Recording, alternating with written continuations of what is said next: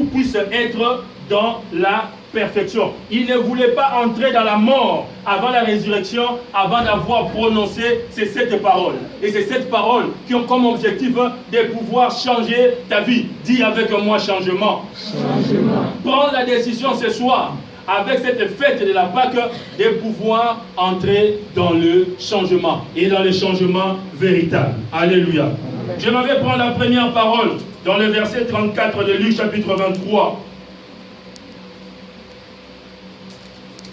Je vais commencer dans le verset 33, juste pour un complément. Lorsqu'ils furent arrivés dans le lieu appelé Crâne, ils les crucifièrent là, ainsi avec les 2 malfaiteurs, l'un à droite et l'autre à gauche. Jésus dit, Père, pardonne-leur, car ils ne savent pas ce qu'ils font. Et ils se partagèrent ses vêtements en tirant au sort. À qui on devait pardonner? On devait pardonner aux Sanhédrins, on devait pardonner aux chefs religieux, aux sacrificateurs, on devait pardonner aux soldats romains. Et le Christ dit, l'enfant de Dieu dit, l'homme de 33 ans à cette époque-là dit, pardonne-le. Je vous dis que ce jeune homme, il avait des clous sur les paumes des mains.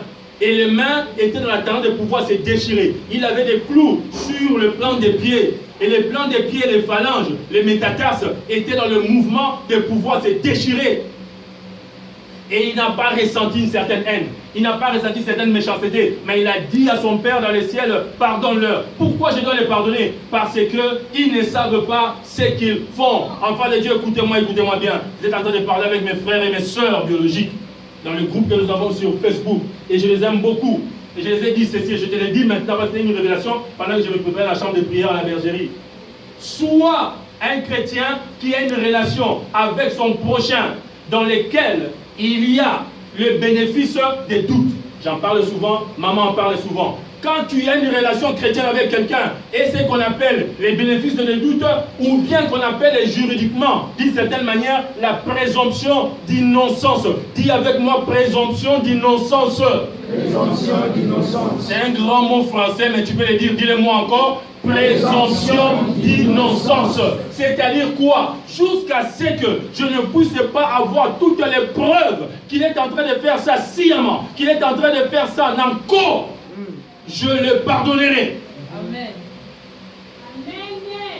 Jusqu'à ce que je n'aurai pas assez d'éléments qui me font dire qu'elle a préparé ça, qu'il a préparé ça pour venir détruire mon nom, détruire mon identité, détruire ma maison, je le pardonnerai. Il dit, pardonne-leur, car ils ne savent pas ce qu'ils font. Mais plus loin, bien aimé, lorsque le Seigneur leur dit au Père, ils ne savent pas ce qu'ils font. En fait, ils savent qu'ils sont en train de tuer un innocent. Ils savent qu'ils sont en train de faire des commérages contre un innocent. Ils savent qu'ils sont en train de dire de fausses choses sur toi et que tu es innocent. Mais il y a une chose qu'ils ne savent pas. Il y a une chose qu'ils ne savent pas. Demande-moi quoi, Papa Israël? Demande bien quoi, Papa Israël? Ils ne savent pas qu'en faisant la fausseté sur ta vie, ils sont en train de se diminuer. Parce que toi, tu es en train de monter et ils sont en train de diminuer. En faisant des commérages, en détruisant ton nom, en détruisant ta personnalité, ils sont en train de diminuer. Jésus sur la croix, il avait une position élevée. Pendant qu'eux étaient en train d'insulter, il avait une position en bas. Alléluia. Amen. Ne pense pas parce que tu ne manges pas, ne pense pas parce que le travail que tu attends n'est pas encore arrivé, que tu es en train de souffrir plus que ceux qui sont en train de faire le mal contre ta personne. Jésus savait qu'il était sur la croix, mais il était sur la voie de la gloire. Alléluia. Il était sur la voie de pouvoir monter. Il ne savait pas qu'il était en train de diminuer et de devenir petit. Pendant que le Seigneur était en train de grandir. Dis avec moi croissance. Croissance. La Pâque, c'est la célébration, la fête de la croissance aussi. De la grandeur aussi. Quand on va dans l'Ancien Testament, c'est la fête des esclaves qui étaient en Égypte, qui sont en train de partir dans leur propre maison, dans leur propre terre, dans Canaan qu'on avait promis à Abraham, qu'il avait dit que vous aurez le Canaan. Alléluia. Vivons entre nous avec ceci, le bénéfice du doute. Est-ce qu'il a fait ça sciemment? Il y avait un groupe de personnes sous la croix qu'on appelle les Romains. Je vais vous dire quelque chose. Les Romains, ils ne savaient pas que les Juifs étaient en train d'attendre un Messie. Les Romains n'avaient pas cette histoire-là, parce qu'ils n'avaient pas les dieux, ils avaient des petits dieux, ils avaient des idoles, ils avaient des mythologies des personnes. Donc, en tuant Jésus, il ne faisait que répondre à un ordre qu'on leur avait donné. Et Jésus savait cela. André qui m'attaque, il n'attaque pas parce qu'il veut m'attaquer. Il m'attaque parce qu'il y a quelqu'un derrière lui. Alléluia. Et vous savez, cette personne qui parle mal de vous, il y a quelqu'un qui est derrière lui. Il y a quelqu'un qui est derrière elle. Il y a quelqu'un qui l'a poussé. Il y a quelqu'un qui lui a donné, qui lui a filé l'information. Alléluia. Une raison supplémentaire pour avoir pitié de lui. Je sais qui est derrière toi. Je suis plus fort que toi, je te pardonne. Amen. Je suis qui te conseille. Je suis plus haut que toi, je te pardonne. Écoutez-moi, ne venez pas à cette table ce soir si vous ne développez pas ce pouvoir de pouvoir pardonner votre ennemi. De pouvoir pardonner celui qui parle mal de vous. Pardon. Je dis pardonner, hein. Je ne dis pas seulement commencer par ignorer. Tu peux ignorer la personne. Moi, je suis d'accord avec. Mais avant d'ignorer, il faut pardonner. Il y a des gens qui ignorent des gens, mais qui ne les ont jamais pardonnés. Tu ne l'as jamais pardonné, Dieu ne te pardonne pas. Dieu ne te pardonne pas. Le pouvoir premier sur la croix, avec la première parole, c'était le pardon. Il dit, je veux parler. Quand on les crucifiait, quand on mettait la couronne, quand on mettait les clous, il criait, aïe, aïe. Il pleurait, mais il ne parlait pas. Il attendait. Quel mot je vais dire? Quel est le premier mot qui sortira de ma souffrance? Et ça serait une injure? Et ça serait une insulte? Et ça serait une justification? Ah Père, mais regarde qu'est-ce que j'ai fait. Vraiment? Est-ce que ça doit être ça?